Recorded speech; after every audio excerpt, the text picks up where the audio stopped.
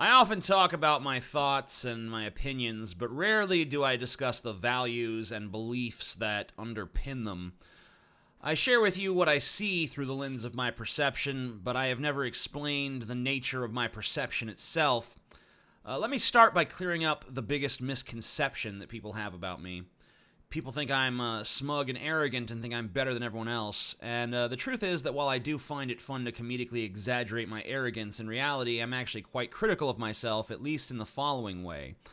The deficits I see in human nature, the cruelty of us, the stupidity, I see that in myself too.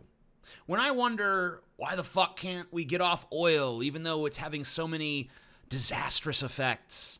I remember my own human nature and how I persist in smoking cigarettes, even though they only bring me pain and deterioration. Is my individual addiction to cigarettes really very different from our collective addiction to oil? The answer to why I can't quit smoking is that my intellect, which is what I know, is unable to overpower my hedonistic impulse to sate my addiction. And this isn't a failing unique to me, this is the human condition.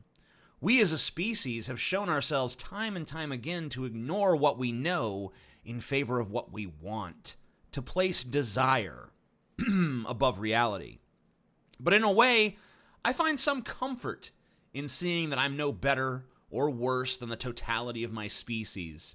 There's nothing wrong with me that isn't ultimately wrong with the human superorganism.